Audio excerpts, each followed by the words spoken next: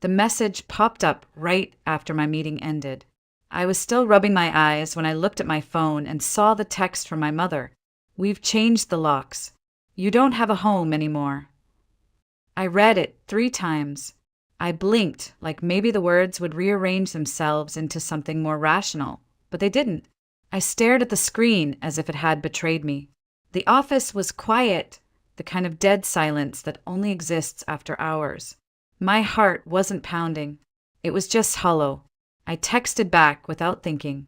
"Real brave. Let's see who gets the last laugh." I wasn't sure who I was trying to scare, her or myself. By the time I stepped out of the building, the sun was already sliding behind the buildings, casting everything in a washed-out orange glow. I sat in the car and didn't start it. Just sat, staring, breathing, not crying. Not yet. My husband Eric didn't pick up when I called, so I drove home in silence. The kind of silence that thickens with every mile until it wraps around your neck like rope. When I pulled into the driveway, I saw our porch light on. That gave me hope for a moment. Maybe he'd make space for me. Just this once. But the front door opened before I even stepped out of the car, and there he was, holding a cardboard box in both hands. "You left these in the bedroom," he said. I stepped forward, confused. "Eric, wait. What is this?" "I just got a message from my mom. They locked me out." "I know," he interrupted, voice calm. Too calm. "I spoke to Spencer." My chest tightened. "You called him?" He nodded, then set the box down beside the steps. "I've been thinking about this for a while.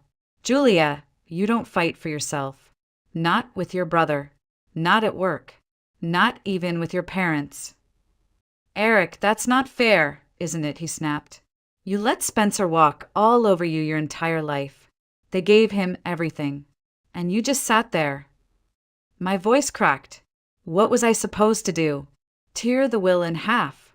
Set the house on fire? He looked at me, eyes flat.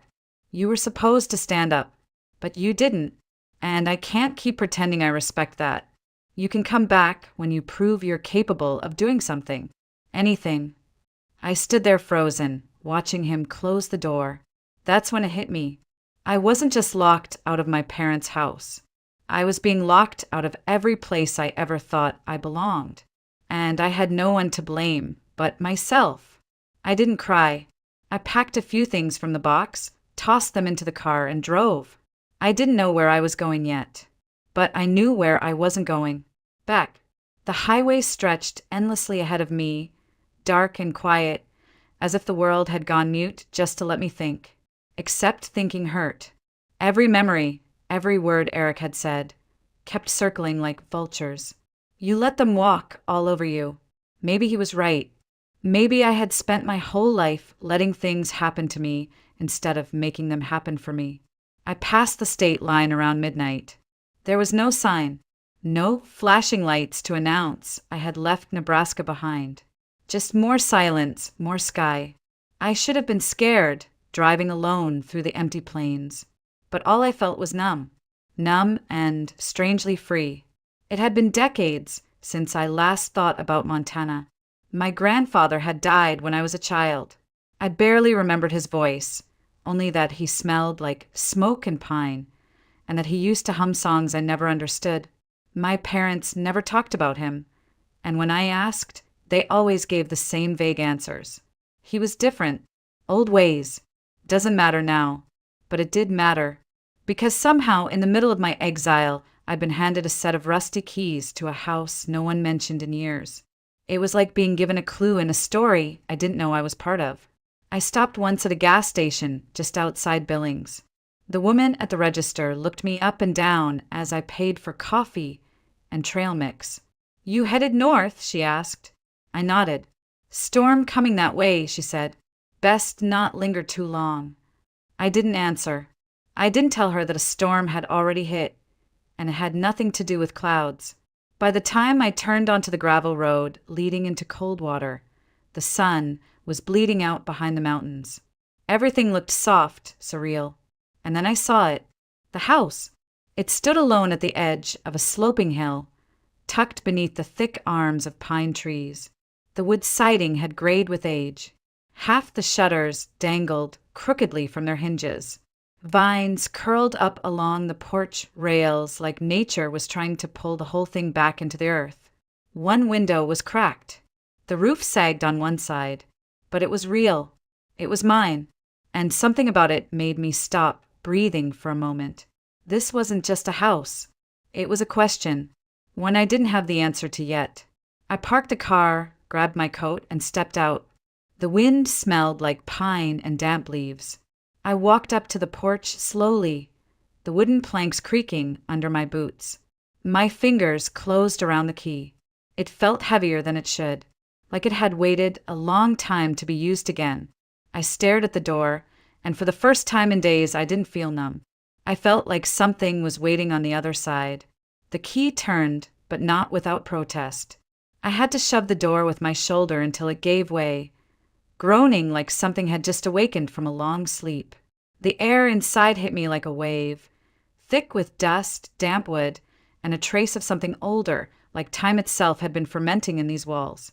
I stepped inside, my boots crunching on loose debris.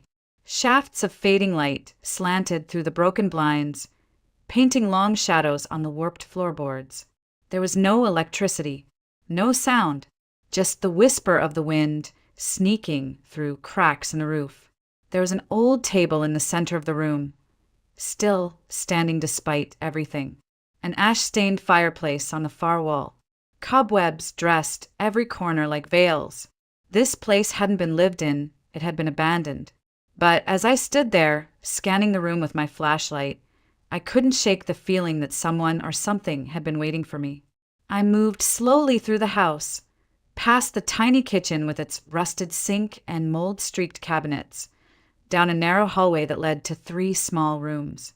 The first 2 were empty, save for broken furniture and an unsettling silence. But the third, it stopped me cold. The door was solid oak, darker than the others. Its surface was carved with strange, swirling patterns, lines that twisted into eagle-wing suns and what looked like a river that flowed across the wood. I ran my fingers over it. The carving was old, but not worn. Preserved. Intentional. I tried the key. It didn't fit. I tried all 3 keys. Nothing. Frustration simmered beneath my ribs. But it wasn't just about the lock. This door didn't belong in a place like this. It was too deliberate, too sacred. It was hiding something. I crouched to inspect the base and saw it, a loose panel just beside the frame, half hidden by dust. I pulled gently. It gave way, revealing a narrow crawl space behind it, barely wide enough for me to fit through. I hesitated, then crawled in. The air inside was colder. The flashlight flickered as I moved forward, heart pounding. And then the space opened up into a small hidden room, no bigger than a walk-in closet, but packed with presents. Shelves lined the walls, filled with things that didn't belong to this century. Pottery vases with intricate patterns, bundles of woven cloth, hides embroidered with bold, colorful threads. In the corner stood an eagle feather headdress, so pristine, it looked untouched by time. But what drew me most was the chest. It was carved from dark wood, with the image of a wolf howling beneath a full moon. I knelt beside it, fingers trembling as I lifted the heavy lid. Inside lay a leather-bound book. Thick, old, sacred. The first page bore a single sentence, written in careful, slanted handwriting. To those who carry the blood of the Lakota, preserve and cherish. Below it was a name I hadn't heard spoken in years. Joseph Anderson, my grandfather. I sat on the cold floor, the book resting in my lap like a sleeping animal I was afraid to wake. The pages were yellowed, but the ink was clear, each line written with care, like every word had been weighed before it was set down. My grandfather had written a record, not just of his life, but of a world I had never been allowed to see. He wrote about Wakantanka, his father, my great-grandfather, a Lakota warrior who had once lived on the open plains, hunting buffalo and dancing beneath stars. He wrote of ceremonies, of songs, of language passed down in whispers, hidden from the world that had tried to erase them, of the soldiers who came, the land that was taken, and the traditions that were driven underground. But woven through all the pain was something else, something fierce. Resilience. Joseph had chosen to preserve what little he had left. He hid these artifacts when museums came calling. He taught what he could quietly, carefully. But most of all, he waited for someone who would find it again and carry it forward. I didn't know I'd been waiting for anything until that moment. But reading his words, I felt something inside me shift. All my life, I'd been told to keep the peace, not to stir things up, not to ask questions that couldn't be answered. Now the answers were here, in my hands. I spent hours in that room, carefully lifting each object, studying the texture of the hides, the stitching of the beads, the smooth surface of the pottery. Everything was made by hand. Everything had meaning. There was a drum tucked beneath the bottom shelf, its skin taut despite the years. I tapped it once, gently. The sound echoed like a heartbeat through the room. I didn't know if these things had monetary value, but I knew they were priceless, not because of what they could buy, but because of what they remembered. They were pieces of a story I had never been told, and now it was mine to carry. At dawn, I stepped outside, blinking into the soft pink light rising over the mountains. The air was thin, clean. I hadn't slept, but I didn't feel tired. I felt awakened. I took the book with me, back to the main room, and set it on the old table like an offering. This house had been meant for forgetting, but I wasn't going to forget anymore. I pulled out my phone and stared at Tom's number for a long moment. He was an archaeologist I hadn't spoken to in years, a friend from college who once told me, "Sometimes history hides in the places we abandon." I hit call. When he answered, I didn't even say hello. "I found something," I said, "and I think it's bigger than I am." Tom arrived the next afternoon, dusty from the drive and wide-eyed the moment he stepped through the door. I led him to the hidden room, barely speaking. Some things didn't need introductions. The moment he saw the headdress, he stopped breathing. "Julia," he whispered, voice shaking. "Do you know what you're sitting on?" I didn't answer. I just watched him move through the room like a child stepping into a sacred place. His hands didn't touch anything at first. He just looked. Then, finally, he crouched beside the chest and opened it slowly. This isn't just valuable. This is irreplaceable. These artifacts, he looked up, eyes wide, they're not just cultural. They're spiritual. This could be worth millions. I nodded slowly. "I know. But that's not what matters, is it?" he said. I shook my head. No, before he left, he told me he'd reach out to a native cultural expert.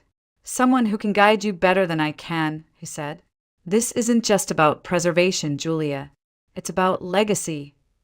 2 days later, a man knocked on my door just after sunrise. He stood tall and still against the backdrop of mist-covered trees.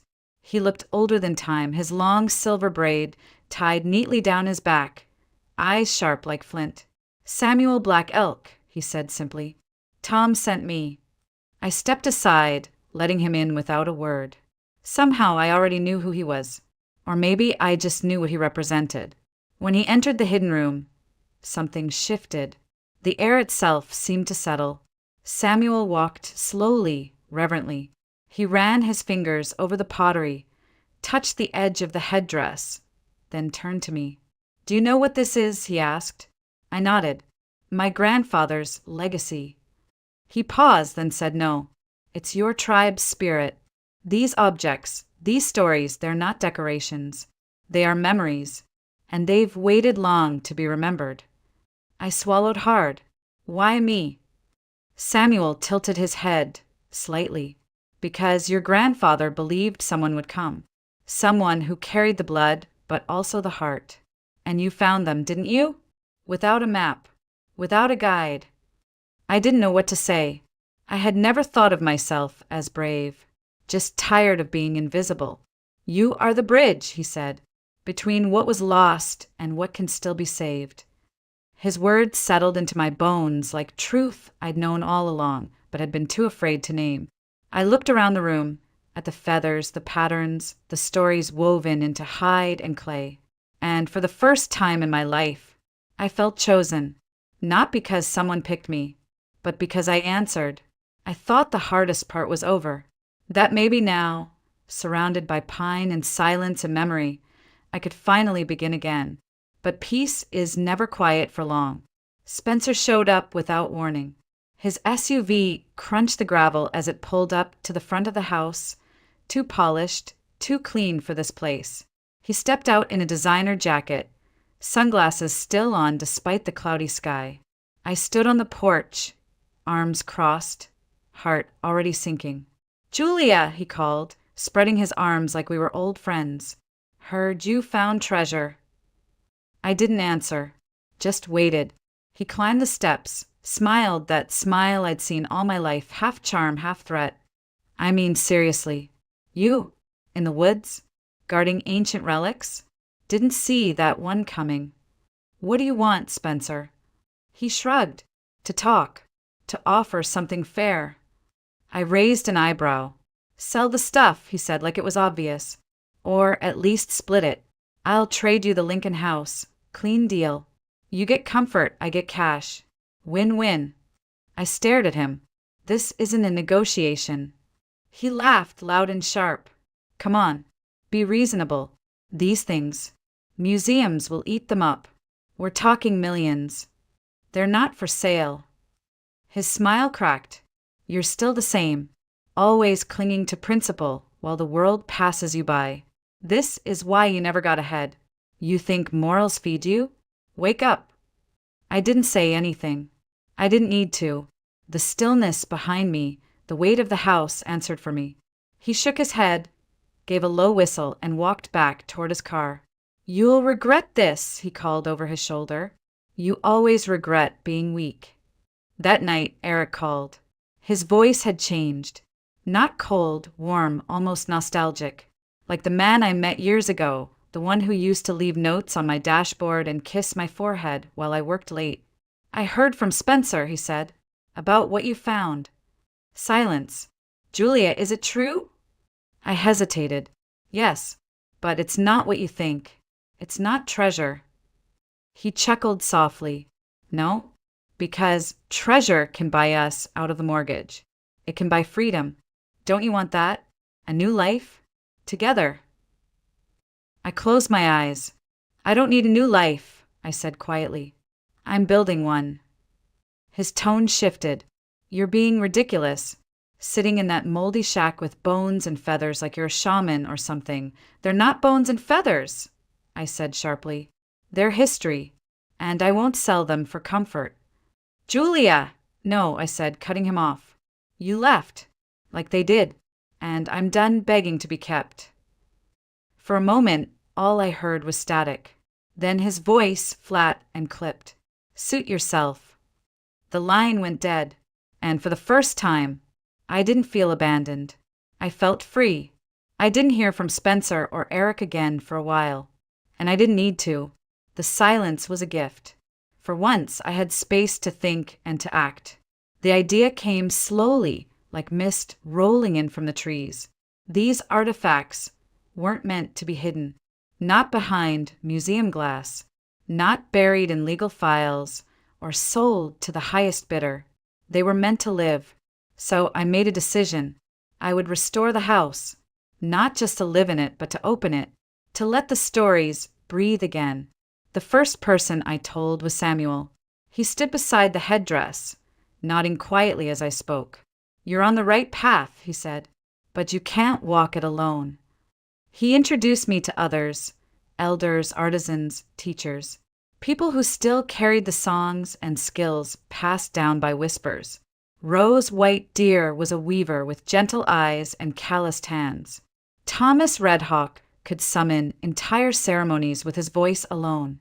They didn't treat me like an outsider.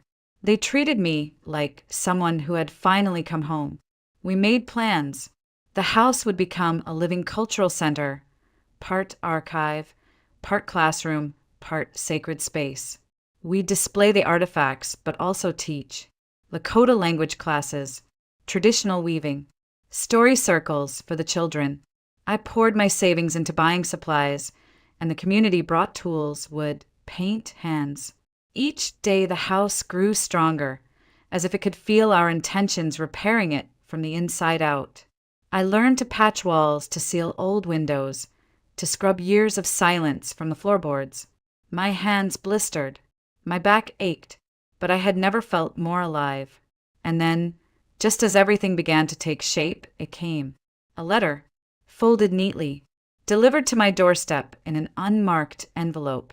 It was from Spencer's lawyer. He was suing me, claiming co-ownership of the house, arguing that our parents' will was ambiguous, that I had misrepresented the contents found on the property, that I was unfit to handle items of cultural value. My hands trembled as I read, not from fear, but from fury. I had expected greed, but this was erasure.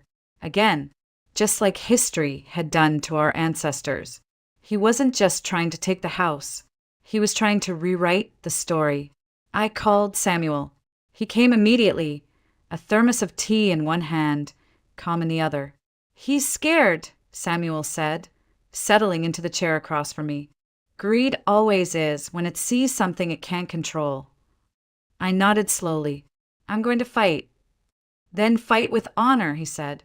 "You're not just protecting a house. You're protecting memory." That night, I stayed up late, rereading my grandfather's journal. I traced the ink with my fingers, whispering the names I'd never heard spoken aloud before. And I promised them I wouldn't let this happen again. The courthouse in Billings was quiet the morning of the trial, the kind of quiet that feels like a held breath before a storm. I wore a simple black dress, my grandfather's book tucked beneath my arm like armor. Spencer was already there, seated across the aisle in a gray suit that probably cost more than everything I owned. He didn't look at me, just scrolled his phone like this was a business meeting. But I knew better. This wasn't business. This was blood. The judge was an older woman, stern face, sharp eyes that missed nothing. She asked questions efficiently, reviewed the will, listened to the legal arguments with the patience of someone who had seen too many families tear each other apart for less. Then it was my turn. I stood, legs shaking but voice steady. "I didn't come here to take anything from anyone," I said. "I didn't ask for this house. I didn't know what it held. But once I saw what was inside, I couldn't ignore it." I held up the book. This journal belonged to my grandfather, Joseph Anderson. He documented the history of our Lakota lineage, ceremonies, memories, teachings. Alongside that were artifacts he preserved to protect from being stolen, sold, or forgotten. He hid them so that one day someone in our bloodline could continue what he started. I paused. The room was still. This isn't about value, not the kind Spencer's talking about. This is about meaning, about restoring a culture that has been silenced for generations. I'm not keeping these things for myself. I've opened a cultural center. I'm working with tribal elders. I'm teaching children where they come from. This isn't property. It's legacy.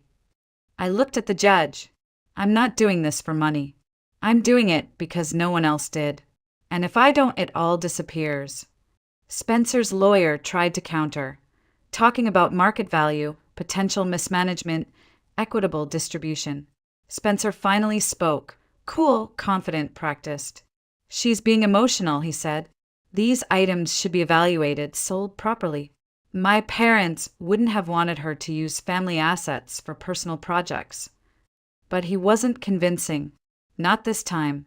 The judge took her time before speaking. When she did, her voice was low but firm. "The will is clear," she said. "The house in Montana, along with all its contents, was left solely to Julia Anderson. Furthermore, her commitment to honoring cultural and ancestral legacy is not only valid, it is commendable." She looked directly at Spencer. "Not all inheritances are meant to be split. Some are meant to be carried." The gavel came down. I exhaled and realized I'd been holding my breath the whole time. Spencer stood, eyes hard, mouth drawn tight. For a second, I thought he'd say something. apologize, maybe. But he didn't. He just walked out, leaving a trail of silence behind him. And I didn't chase it. I walked back to the car, the journal still warm in my hands. Not a victory I flaunted, but a truth I had finally lived out loud. The cultural center opened on a warm summer morning, the kind where the breeze carries stories instead of dust. We lit sage bundles, let the drums echo through the pine trees, and sang the old songs. Songs I still didn't know all the words to, but sang anyway, because the rhythm had already rooted itself inside me. Samuel stood beside me in his embroidered vest, holding a ceremonial staff.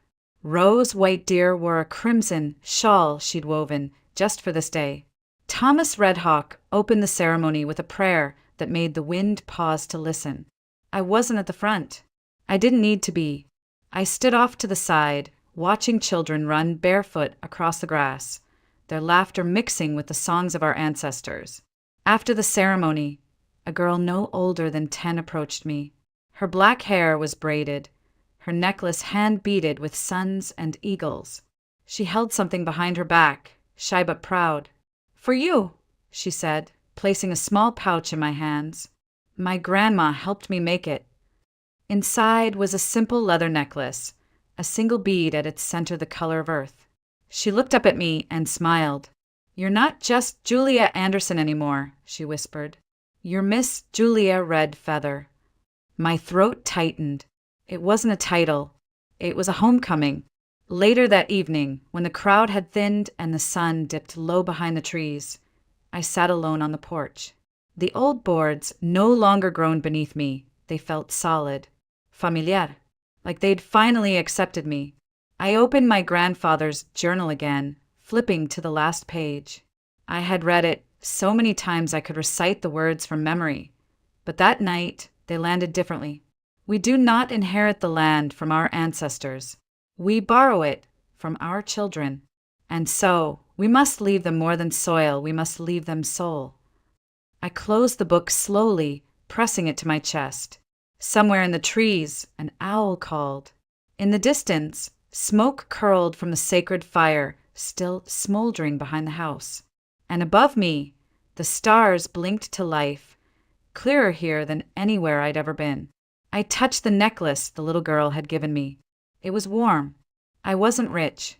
I wasn't praised in magazines or headlines. But children now knew words their grandparents had feared to say aloud. Elders no longer sat in silence. And every drumbeat that rose from this land was a refusal to forget. This wasn't just revenge. It was restoration. It was me rewriting what had been erased. I was no longer the quiet daughter, the dismissed sister, the discarded wife. I was Julia Red Feather, descendant of Wakantanka, and I had finally come home.